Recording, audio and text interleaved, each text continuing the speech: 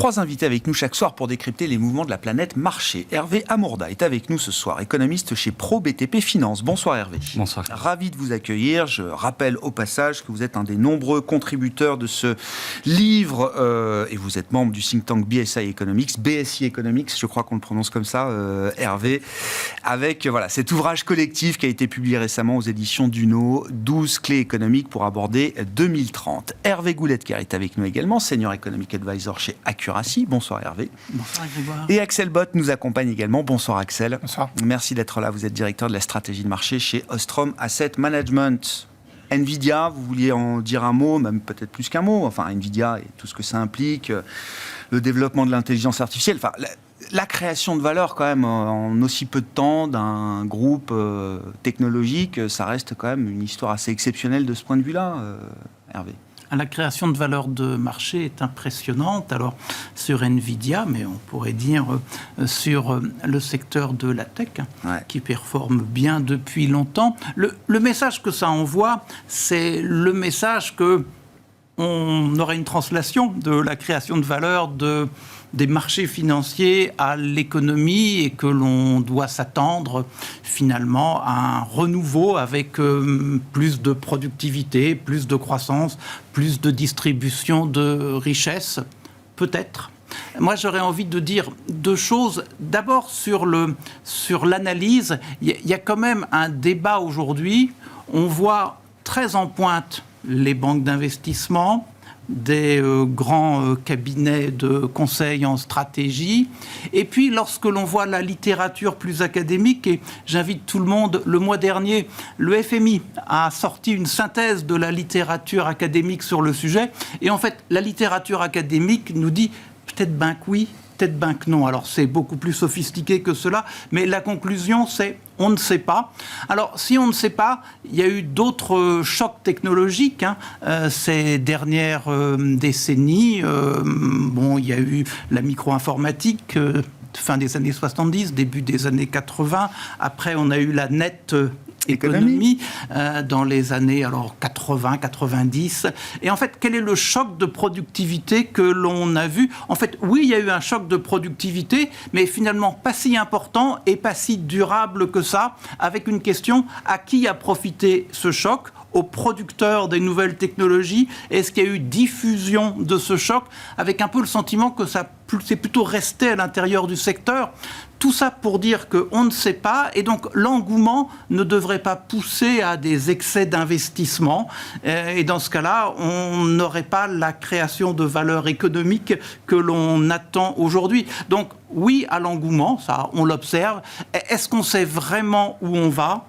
J'ai l'impression que non. D'ailleurs, le marché s'y trompe pas de ce point de vue-là, et j'allais dire avance avec prudence sur cette thématique. Alors oui, Nvidia étant évidemment l'emblème assez facile en matière d'investissement, mais derrière, ça reste assez limité. On trouve quelques sociétés. On essaye de raccrocher le thème IA à pas mal de sociétés. Oui, Schneider, avec l'électrification, participe aussi à l'efficacité énergétique et c'est utile pour des data centers qui vont être de plus en plus gourmands en énergie. Oui, Publicis, avec la création de contenu et la capacité aussi à traiter les données ou à posséder des données, est vu comme un groupe publicitaire qui va bénéficier de la technologie. Mais ça reste assez concentré quand même, je trouve, ce thème dans le marché aujourd'hui. Oui, c'est concentré. Moi, j'aurais envie de dire que cette concentration dit peut-être que, justement, le bénéfice aujourd'hui est visiblement chez les producteurs de technologies correspondants et que les effets bénéfiques dans le reste de l'économie, pour le moment, on ne sait pas très bien. Donc, si c'est comme ça qu'il faut lire le message envoyé par le marché, au-delà peut-être de l'excès de valorisation chez les producteurs, on n'a pas excès, j'en sais rien. Moi, je disais, le prix de l'action Nvidia, il a suivi la trajectoire de la croissance du chiffre d'affaires, en l'occurrence, du chiffre d'affaires, bien sûr. Ça se paye cher, forcément. Mais bon, vu le rythme de croissance, ça peut être justifié au moins pour un temps. Et visiblement, les résultats montrent que ça ne s'arrête pas là sur un trimestre comme ça. Enfin, le trou d'air que tout le monde pouvait craindre sur les commandes ou la demande en produits Nvidia, il n'est pas pour tout de suite. Qu'est-ce que ça vous inspire comme réflexion, et notamment du point de vue des marchés? Est-ce que c'est une action aussi systémique qu'on le dit aujourd'hui? Alors, il y a eu Nokia au moment de la bulle Internet, l'ère Apple, bien sûr, post-grande crise financière, et aujourd'hui, Nvidia, j'allais dire, est l'entreprise la plus regardée au monde sur les marchés. Ce que ça m'inspire, c'est que je pense que après l'Internet, on avait vu une accélération de la productivité malgré tout, sauf qu'elle était moins brutale et plus étalée dans le temps que ce qu'on imagine. Il y a des effets de seuil, d'adoption qui prennent un petit peu plus de temps que ce que les marchés aimeraient bien voir. Et peut-être qu'on est dans cette phase-là, d'où peut-être le risque d'excès au moins temporaire sur les valorisations et l'effet de retour ensuite. Mais je pense que c'est structurant. Si on regarde beaucoup l'effet sur la productivité américaine assez rapidement ou européenne, qu'on voit beaucoup moins. Déjà, c'est très difficile à mesurer. Mais il y a un exemple très concret, à mon avis, c'est dans la production de véhicules électriques en Chine, où l'adoption de l'IA dans les chaînes de production sur quelque chose d'assez nouveau. On démarre from scratch depuis quelques années. Clairement, il y a eu un choc de productivité qui est colossal et qui crée les déséquilibres et la suroffre qu'on a sur ces véhicules aujourd'hui. Donc, il doit y avoir ceux qui vont être capables de l'adopter et de l'adapter à un business model qui existe ou qui est en train d'être développé. Ils vont gagner. Il y a beaucoup de gens, effectivement, qui essayent de se rattacher à la thématique parce que on se rattaché au Bitcoin il n'y a pas si longtemps. Et d'ailleurs, Nvidia a parfaitement joué ce shift du mining de Bitcoin vers l'IA. C'est plus du tout, d'ailleurs, dans leur discours aujourd'hui. C'est fini, ça n'existe plus. Ça n'existe plus, même si le Bitcoin est peut-être plus élevé maintenant que ce qu'il était avant. C'est plus l'activité. Ils ont réussi ce shift. Et je pense que la deuxième phase, ça va être tous ceux qui ont un business model existant et qui ne soupçonnent pas encore ce que l'IA peut leur faire gagner en termes de part de marché, d'efficacité opérationnelle, etc. Peut-être que par exemple, le suivi des chaînes d'approvisionnement, peut-être que ça aura un apport qui va contribuer à desserrer des contraintes qui existent aujourd'hui. Donc, c'est toujours... Déjà, la productivité est un truc extrêmement difficile à mesurer. On va en parler avec Hervé Amourdin.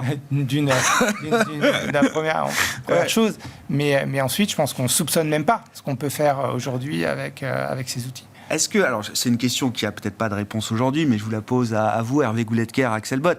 Est-ce que Nvidia a la capacité à devenir un jour un groupe comme Apple, ou est-ce que c'est un groupe qui restera comme un Cisco des temps modernes? Alors je mets de côté le crash Cisco post-bulle.com, mais est-ce que ça reste un fournisseur de produits hardware, ou est-ce que c'est une entreprise qui a la capacité à se plateformiser, à devenir une entreprise aussi de services, comme l'est devenu Apple, par exemple, aujourd'hui? C'est possible. Il y a un élément, en tout cas, qu'ils n'auront pas, qui seront très difficile à répliquer, c'est la marque. La marque Apple, qui, à mon avis, joue beaucoup dans la valorisation. Vous pensez que la marque Nvidia n'a pas ce potentiel ? Pas auprès du grand public, pas auprès de... Je ne sais pas. Mais peut-être. Le problème, c'est que j'ai peut-être trop de gamers dans mon entourage, parce que oui, c'est un biais. Mais quand on a une connaissance du monde du jeu vidéo, enfin, Nvidia était déjà une marque star auprès d'un public bien précis, effectivement, avant même l'arrivée de l'IA. C'est possible. En fait, je crois qu'il n'y a pas de réponse à votre question. C'est une bonne question, mais il n'y a pas de réponse. Mais c'est l'enjeu pour Nvidia, j'imagine, à un certain stade. C'est-à-dire que demain, la création de valeur, en partant de l'équipement, et donc des puces jusqu'aux produits qui seront créés. Voilà, la chaîne de valeur va mettre plus de valeur ici, là, l'amont, l'aval, et ça, on n'en sait rien. Et l'organisation des marchés le long de cette chaîne-là fera que la valeur sera plutôt ici ou plutôt ailleurs. Pour le moment, eux, ils sont en amont de ce processus. Moi, j'aurais envie de dire que, globalement, s'ils veulent contrôler leur marché, l'environnement de leur marché, il faudra qu'ils se déplacent. Il est plus facile pour eux de se déplacer vers l'aval parce qu'ils sont quand même assez vers l'amont et donc ils vont le faire. Mais j'imagine que des concurrents et des grands noms de la tech aujourd'hui se disent il faut que l'on n'empêche Nvidia de se positionner plus vers l'aval. Donc on va avoir un jeu d'acteurs de marché, on va avoir peut-être des déplacements de de concentration de valeur, et on ne sait pas, mais vous avez raison, la question est absolument clé. Bon, en tout cas, pour l'instant, tout roule pour Nvidia. De Nvidia à la productivité et au salaire en zone euro, il n'y a qu'un pas. Hervé Amourda, je me tourne vers vous. C'était l'autre événement du jour. Donc, ce rapport sur les salaires négociés en zone euro pour le premier trimestre, qui était très attendu. La zone euro avait mis un focus très important sur ces données. Qu'est-ce qu'il en ressort et quel peut être l'impact sur... non pas la décision de la BCE le 6 juin, puisque la baisse de taux semble acquise, mais au-delà. Qu'est-ce que ça peut changer dans la fonction et le rythme de baisse de taux anticipé pour la Banque Centrale Européenne ? Alors, effectivement, c'était un chiffre très attendu, le chiffre des salaires négociés. Il y a une petite particularité, c'est que ce chiffre, il a légèrement progressé. Donc, on était autour de 4,5, on est passé à 4,7. Quand on regarde dans le détail, il y a une composante assez importante, c'est que tous les paiements one-off sont comptabilisés au moment où ils sont déboursés du point de vue, donc là en l'occurrence du gouvernement, parce que c'était pour les emplois publics en Allemagne. Il y avait une prime inflation un peu supérieure à 1 900 € pour tous les employés du secteur public en Allemagne. Et donc ça crée ou c'est responsable de la hausse. Ce que regarde la BCE, en réalité, ce n'est pas cet indicateur.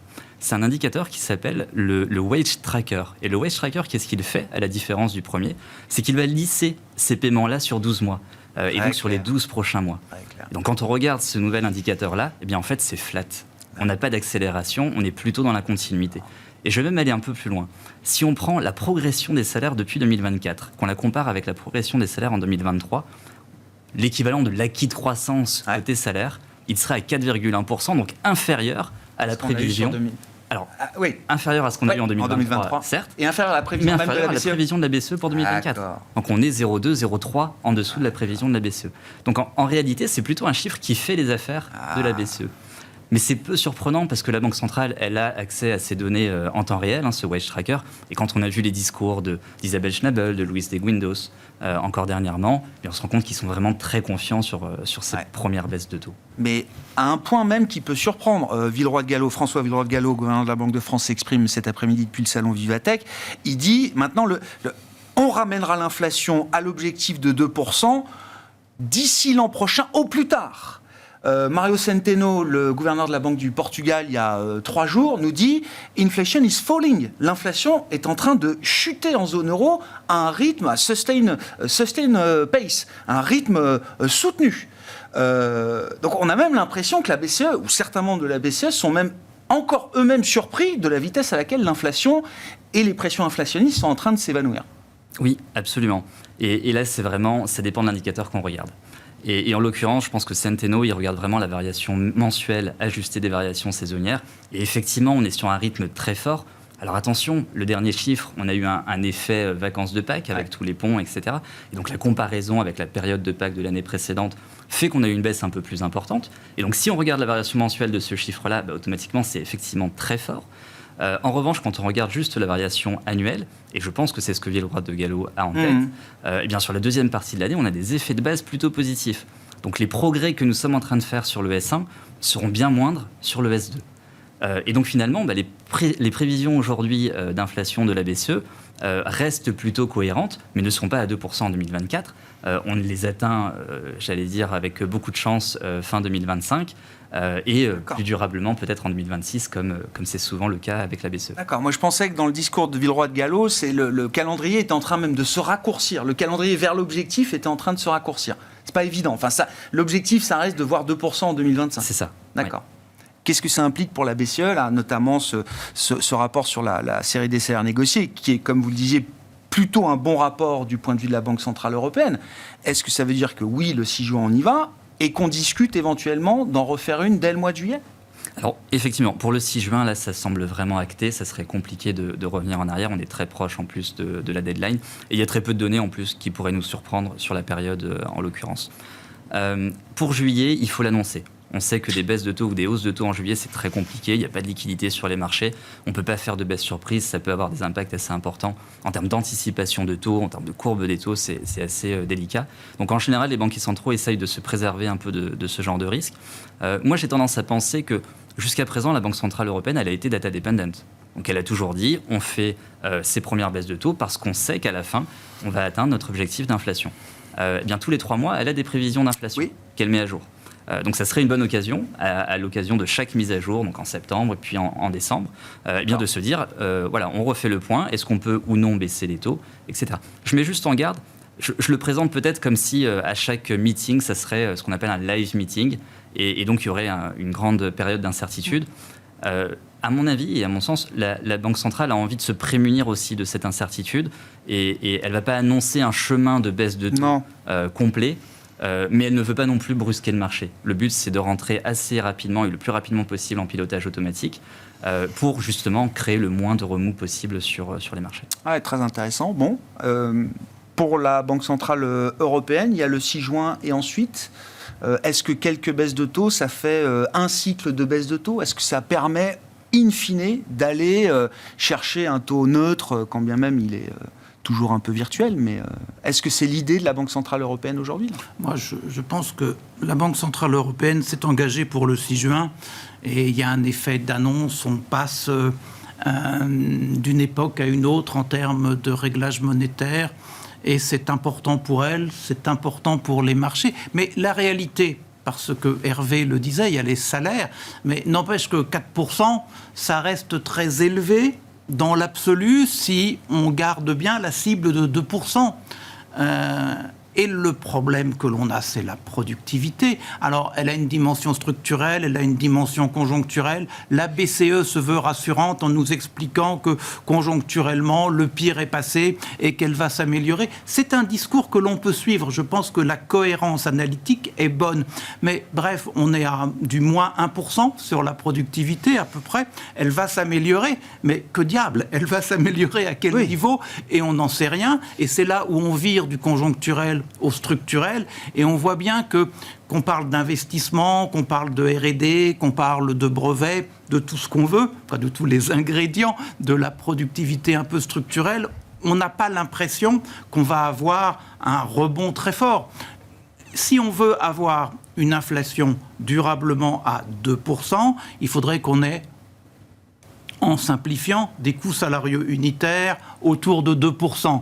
Si on dit que la cible de productivité, c'est 1, il faudrait juste que les salaires soient à 3%. Alors, on peut se réjouir qu'on n'ait pas d'accélération. Ils y vont à 3%, les salaires. Pour le moment, ils n'y sont pas. On est à 4, et on sait bien que le monde a changé, que les équilibres sur le marché du travail ont changé. Donc, en fait, on peut dire le 4% qu'on a aujourd'hui est un peu fort. Mais une fois encore, est-ce qu'on va passer de 4 à 3 rapidement? Est-ce qu'on va même atteindre 3? Tout ça, on n'en sait rien. Donc, en fait, moi, j'ai l'impression que on peut dire tout ce qu'on veut sur les prix à la consommation, dire 2, on y est presque. Quand on prend en compte tout l'amont des prix, on s'aperçoit qu'on n'y est pas. C'est une situation qui est à l'opposé des États-Unis, à l'opposé... Parce que les coûts salariaux unitaires aux États-Unis, ils sont à 2% aujourd'hui, avec une inflation, prix à la consommation, elle est autour de 3,5%, pour faire simple. Donc aux États-Unis, on dit on n'y est pas avec un amont qui est bon. En Europe, on dit on y est avec un amont qui n'est pas bon. Donc en fait, moi j'ai l'impression qu'il y a un peu de confusion dans ce débat, en sachant que la question de fond, mais que les banques centrales ne veulent pas aborder, c'est que avec les déformations du monde que l'on a aujourd'hui, avec un commerce extérieur qui va apporter moins de désinflation qu'il n'en a apporté, avec des marchés du travail qui vont être plus tendus, eh bien, est-ce qu'on peut encore avoir durablement du 2% ou est-ce qu'on ira vers autre chose? Je pense que il y a une honnêteté intellectuelle à poser la question. Alors, on ne veut pas le faire parce que la crédibilité des banques centrales serait considéré comme étant en jeu ou qu'on ne saurait pas répondre à la question. Mais en fait, je pense que, pour finir, il y a juste tout de même un espèce de mal-être par rapport à cette question des prix, et que le discours de nos amis de la BCE, je trouve, est un peu simple par rapport à une réalité qui, pour moi, est compliquée. Donc, ça implique... en tout cas que la BCE restera beaucoup plus data dependent que ce qu'on peut imaginer, c'est ça, Hervé, et que alors Hervé Amourda estime qu'à un moment on ira peut-être, en tout cas la BCE a cette volonté d'aller chercher un mode de pilotage un peu automatique pour essayer de ne pas générer de volatilité justement chez les agents et dans les marchés. Vous dites que ce sera difficile peut-être pour la BCE de se mettre sur ce rail-là. Moi je pense que ça sera difficile, mais finalement c'est peut-être pas aussi grave que ça, parce que en fait on a une économie dont le financement est moins indexé maintenant sur des taux variables que sur des taux fixes, et dans ce cas-là, la vraie question c'est plutôt le niveau des taux plus loin sur la courbe que les taux extrêmement courts. Et donc, en fait, même si elle patauge un peu sur ce qu'on fait avec les taux courts, si on garde le cap de taux longs, qu'on arrive à peu près à maîtriser à des niveaux pas trop élevés, elle sera contente. Ouais. Bon, Axel, sur ces sujets de politique monétaire, déjà, est-ce que les anticipations de marché, alors qui ont été très volatiles, cette baisse, 0, est-ce qu'il faut monter les taux côté Fed, etc.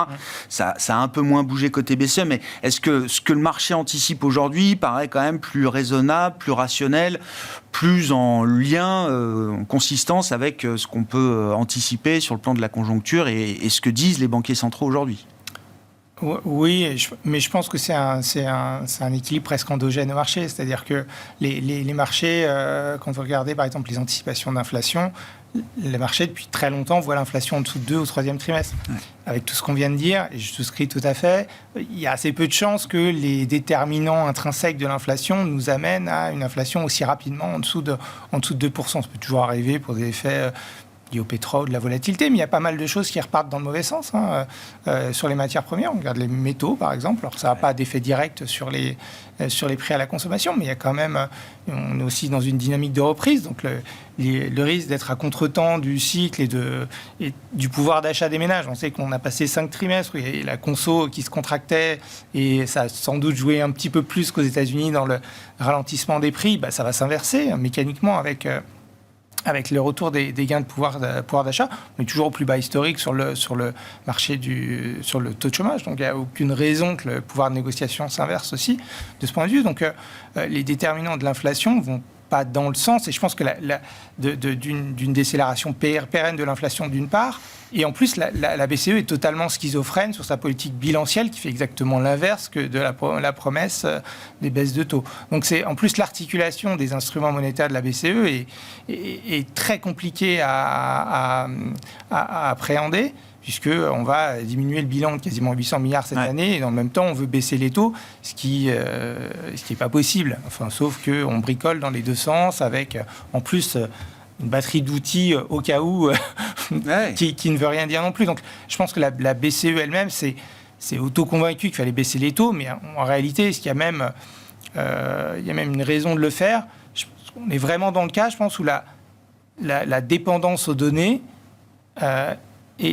montre ses limites ou son problème conceptuel, c'est-à-dire qu'on réagit au dernier chiffre d'inflation alors que ça n'a aucune espèce d'importance vu l'horizon de la politique monétaire sur ce qui va se passer. Donc, et la BCE est typiquement dans ce piège-là. Je pense qu'il y a énormément de pression politique aussi pour baisser les taux en juin. Ah oui.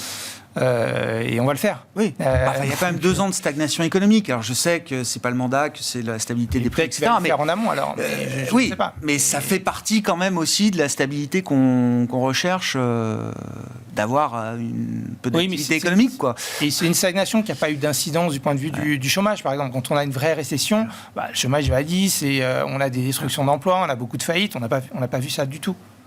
Alors, si vous dites que si vous vous interrogez sur la pertinence de baisse de taux côté zone euro, qu'est-ce que vous dites pour la Fed là aujourd'hui ?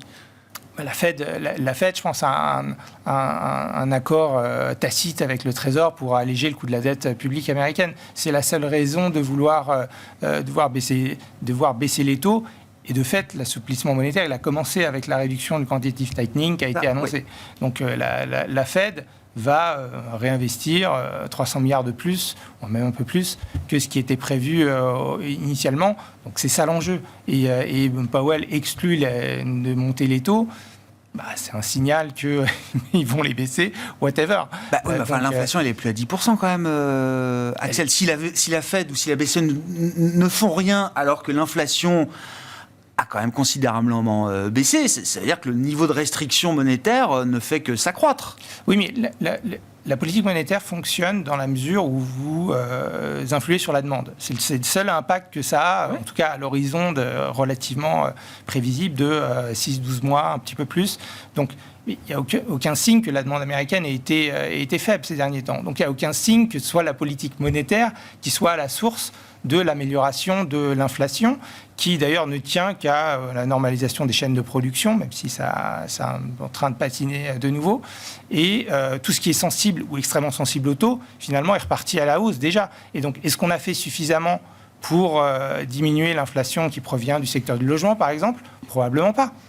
Probablement pas. On ne construit pas assez. Il faudrait détruire de la demande si on voulait diminuer l'inflation qui provient du logement. Améliorer les conditions d'offre, effectivement, pour construire plus. Quoi. Ça c'est difficile. Oui. Et l'immigration tourne à plein régime, ce qui est un des facteurs qui, normalement, doit se retrouver dans la capacité de production. Mais ça ne fonctionne pas, en fait. En tout cas, ça reste très insuffisant. Et donc, qu'il doit baisser les taux quand votre principal problème d'inflation, c'est l'immobilier, c'est antinomique aussi. Les prix de l'immobilier dans les grandes villes résidentielles, dans les grandes villes américaines, est au plus haut historique. Enfin, je veux dire, dans les 20 plus grandes villes américaines. Hervé, sur ces considérations, ce match Fed-BCE, et puis l'idée de savoir quelle forme va prendre ce cycle de baisse de taux. Alors, je veux bien qu'on revienne aussi sur la question de la productivité. Vous travaillez là-dessus, là, en ce moment, au sujet d'un possible rattrapage, quand même, de productivité en zone euro.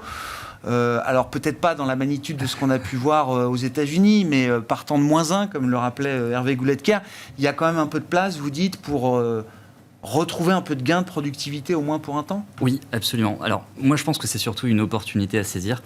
Je suis entièrement d'accord avec tout ce qui a été dit sur l'effet conjoncturel et l'effet structurel. Et on ne rattrapera pas notre retard de productivité en zone euro, ça c'est absolument certain. Ça reste notre plus gros problème, c'est le plus grand mal de la zone euro véritablement. Mais on a une vraie opportunité puisque le commerce international freine et ralentit, enfin a beaucoup ralenti ces 2 dernières années, pourrait repartir légèrement avec le départ de la Chine. On sait que l'intensification du commerce international est plutôt favorable aux gains de productivité. On sait qu'on a un problème aussi de balance commerciale avec les excédents allemands, avec notre déficit commercial français. Et tout ça, pour moi, c'est une opportunité pour que la productivité, pour que les gains de productivité, finalement, soient un peu plus pérennes et qui, en tout cas, nous permettent de gommer ce type d'écart-là. Maintenant, demande externe un peu ravivée, ça génère alors de la production et des gains de productivité derrière. Exactement. Et en l'occurrence, là où on a un peu de chance, c'est que d'habitude, la productivité, quand vous le demandez à un économiste de faire des prévisions sur la productivité, c'est peut-être la dernière chose que l'on a envie de prévoir. C'est ça. Il y a peut-être les profits juste avant ça, parce que c'est vraiment un résidu, mais je pense que la productivité, c'est ce qu'on essaye d'éviter le plus possible.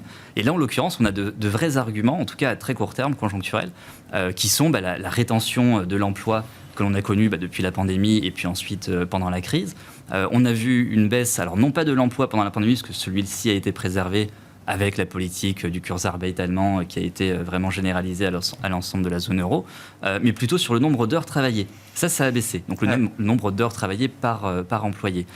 Et ce nombre-là, n'a pas retrouvé son niveau d'avant-crise. Donc on parle effectivement de plein emploi, on sait que le marché de l'emploi est assez dynamique en zone euro, alors il est beaucoup plus aux États-Unis, mais pour la zone euro c'est quand même assez notable. Et bien en l'occurrence, on a malgré tout ce retard à rattraper. Le plein emploi peut encore s'améliorer de ce point de vue-là. En tout cas, la participation peut encore s'améliorer. Et ce qui a été fait sur la période, c'est qu'on a augmenté le travail temporaire. Donc en fait, on a vraiment augmenté les dénominateurs. On l'a préservé dans un premier temps avec la rétention de l'emploi et on l'a augmenté légèrement pour compenser cette baisse du nombre d'heures travaillées. Bien tout ça, ça a une fin. À un moment donné, aujourd'hui, alors ça a été fait parce que les marges des entreprises étaient élevées, ça a été fait parce que les salaires réels étaient faibles, donc ça coûtait peu cher de retenir cette main-d'œuvre. Aujourd'hui, avec la désinflation, tout ça va commencer à disparaître, les marges vont se tendre un tout petit peu, et donc on aura moins la possibilité de retenir cette demande, et on voit l'activité qui... Alors on l'a dit tout à l'heure en introduction, avec les PMI qui commencent à repartir. Certes, c'est encore assez faible, c'est vraiment les balbutiements de la reprise. Mais a priori, sur le S2, on peut imaginer une croissance un peu plus positive. Donc là, pour le coup, on a de moins en moins d'incertitudes, en tout cas à court terme, sur ces gains de productivité. Je ne vais pas revenir sur tout ce qui a été dit avant sur l'innovation, mais effectivement, il y a aussi quelque chose à saisir, peut-être, de ce point de vue-là. Et puis, le dernier élément qu'on n'a pas trop abordé, parce qu'il est jamais très intéressant, mais je pense que malgré tout, il est assez structurant dans le constat, c'est les problèmes de calcul de la productivité. Et effectivement, on parle de productivité du travail essentiellement, là, dans notre échange, parce que c'est très conjoncturel. La productivité globale des facteurs sur la croissance potentielle et qui vraiment compte, pour le coup, en capacité productive de l'économie, bien celle-ci, non, ne prend pas en compte l'innovation, l'intelligence artificielle. Là aussi, c'est uniquement le résultat et toute la résultante des gains de productivité de ces nouvelles technologies que l'on va capturer. Mais ce n'est pas directement ces nouvelles technologies. Donc là aussi, il y a peut-être un problème de mesure encore qu'il ne faut pas oublier parce que peut-être qu'on nous cache quelque chose. Ça fait partie des casse-têtes extrême pour les économistes, ces questions de productivité. Si je reviens à quelques baisses de taux en zone euro, puisqu'il y en aura forcément une, s'il y en a une, il y en aura deux, j'imagine, et peut-être même trois. Qu'est-ce que ça change justement au profil conjoncturel là, du moment pour la zone euro? Est-ce que 50, 75 points de base de baisse de taux, est-ce que ça a un impact macro et à quel rythme, à quelle vitesse on peut le voir et sur quel type d'activité? Alors, ça a d'abord un impact marché, je pense essentiellement, qui ensuite peut se transmettre dans les conditions de financement et pourrait libérer le marché de l'immobilier puisque finalement c'est le seul marché qui a vraiment... j'allais dire, intégrer ces hausses de taux et cette normalisation de la politique monétaire. Parce que sur ce sujet, moi, je rejoins Hervé et Axel. L'impact de la politique monétaire sur la désinflation, il est encore à prouver. Et donc, l'impact finalement de ces baisses de taux sur l'économie, il est tout aussi ténu. Donc voilà, non, moi, j'aurais tendance à ne pas trop espérer de 50, 75 points de base. D'autant que voilà, on a une activité qui repart un petit peu, on a une demande qui est restée aux États-Unis très solide, en zone euro qui est plutôt résiliente et qui commence à repartir légèrement. Donc voilà, c'est plutôt la désinflation qui va aider la demande plutôt que les baisses de taux. Bon, grande prudence, donc j'entends sur alors à la fois le rythme de baisse de taux et l'impact des baisses de taux. Néanmoins, Axel, qu'est-ce que ça peut générer comme effet alors sur l'activité économique et sur les marchés? Est-ce que tout est parfaitement intégré aujourd'hui? Est-ce que c'est même peut-être un sell the news à un moment auquel il faut s'attendre? Ou est-ce qu'il y a quand même matière à, je sais pas, générer encore une dynamique ou des vents porteurs pour les marchés à travers ces baisses de taux attendues? Je ne pense pas qu'on soit dans la logique sell the news, justement, puisqu'on l'a vu un petit peu avec les données légèrement moins bonnes aux États-Unis. Il n'y a pas eu de dérapage des marchés très significatif. C'était plutôt un peu avant, mais c'est reparti plutôt à la hausse ensuite, et ça a entraîné un peu toutes les bourses mondiales. Donc je ne crois pas qu'on soit encore dans cette logique-là. La réaction de cet après-midi sur le PMI nous dit plutôt que celle de good news. Ouais, donc c'est un petit peu ça, et ça remet en jeu ce qui est l'effet le plus direct sur les marchés, c'est les anticipations de taux d'intérêt toujours. Et donc si Powell était pris en défaut ou est contraint de dire que non, finalement, on va peut-être les monter les taux. Là, clairement, on aurait une correction boursière. C'est pour ça qu'ils évitent au maximum d'arriver à cette logique-là. Après, moi, je suis étonné de l'absence totale de volatilité sur les spreads de souverains, de crédit, le high yield qui continue de se resserrer également. Un calme olympien. Un calme olympien. Il y a quelque part, les marchés sont un petit peu... à l'inverse de la logique, où c'est l'actif sans risque qui est de loin le plus volatile. Et les anticipations de taux et la courbe des taux qui... Même si le move a baissé quand même sur les marchés obligataires. Le move a quand même baissé un petit peu, mais il reste quand même sur des niveaux sensiblement plus élevés que ce qui pourrait être, puisqu'il y a quelque part, là, il n'y a pas de mouvement monétaire depuis un certain temps, donc ça aurait dû un petit peu écraser la volatilité taux, mais les anticipations continuent d'aller dans tous les sens. Et donc ça crée toujours une forme de volatilité qu'on retrouve nulle part ailleurs. Un petit peu sur le yen, on peut s'amuser sur le yen, mais c'est assez remarquable, cet effet contre-intuitif peut-être, où l'actif sans risque est le plus risqué. Bon, le piège, c'est peut-être après le 5 novembre. Alors là, pour le coup, quand vous regardez la structure par terme de la volatilité, clairement, il y a une inflexion après novembre. J'imagine. Sur l'euro-dollar, sur un certain nombre de... Et ça paraît tout à fait légitime. Et là, pour le coup, c'est la principale... Ça paraît légitime. Parce que tout peut changer. Enfin, on a des hypothèses. Alors, si Jérôme Powell ne nous dit pas qu'il va monter les taux là dans un prochain mouvement, 2025, sous une hypothèse Trump, pourquoi pas ? Enfin, je veux dire, ça peut poser aussi un problème à la Fed. Pourquoi pas, s'il y a un dérapage budgétaire extrêmement violent, en tout cas même annoncé, ça peut avoir ce type de... on peut avoir une repontification violente de la courbe éventuellement. Peut-être qu'on arrêtera la baisse du quantitative tightening et peut-être que la Fed sera moins conciliante s'il y a une attitude délibérément irresponsable du point de vue budgétaire. Non orthodoxe. En tout cas, il y aura de la volatilité, quoi que Trump dise s'il est élu. Ça, je pense qu'on peut s'accorder là-dessus. Et pour autant, la volatilité aujourd'hui, elle est extrêmement faible. Le VIX, en tout cas sur les actions, oui, effectivement, sur les actifs risqués. C'est peut-être le manque d'idées. On va parler beaucoup d'NVIDIA, c'est un gros marqueur. On aurait pu dire qu'il y a Puis comme ça se passe bien, bon... Les médications anti-obésité, voilà, c'est un deuxième marqueur, mais finalement, pas tant d'idées que ça. Et un marché qui est dominé. À mon avis, c'est rarissime de voir que les résultats d'une boîte étaient tellement attendus depuis quelques jours, presque autant qu'un meeting de la Fed. Plus ouais, peut-être plus. Nvidia plus fort que Jeff Powell. Ça, c'est assez rare. Ouais. Bah oui, on l'a vu, c'est ce que je disais. Alors moi, j'ai pas connu Nokia. Si, j'ai connu Nokia, mais dans ma poche, mais je suivais pas les marchés à cette époque-là. Mais on m'a raconté que c'était déjà un peu de cet acabit. Nature-là. Et puis Apple, au moins sur quelques trimestres ou une paire d'années, les résultats d'Apple chaque trimestre, c'était l'événement mondial pour toute la planète finance. On parlait du risque de volatilité post 5 novembre, du risque peut-être pour les marchés obligataires, etc. Mais ça nous amène à dire un mot quand même du Royaume-Uni, qui a été un des seuls pays G7 récents à avoir connu un vrai choc ou un vrai stop mis par les marchés sur des annonces budgétaires jugées un peu trop hasardeuses. Donc ça, c'était l'épisode Liz Truss en moins de 50 jours. Voilà. Donc, nouvelle étape dans la vie politique britannique avec des élections qui arrivent beaucoup plus vite que prévu, le 4 juillet prochain, Hervé. Oui. Alors, beaucoup plus vite. Un peu plus vite. Un peu plus vite, le Premier ministre avait promis au second semestre. Et donc, il tient sa promesse en tapant sur vraiment le tout début de la période. Moi, je pense que ce que l'on doit dire, c'est que si le Premier ministre appelle les élections maintenant, c'est sans doute parce qu'il considère qu'on est à un moment économique qui est relativement bon. On a eu la croissance du premier trimestre, 0,6%, alors aidé par des bizarreries sur le commerce extérieur, hein. Le reste est quand même beaucoup plus terne, mais n'empêche qu'on peut afficher, ça va mieux.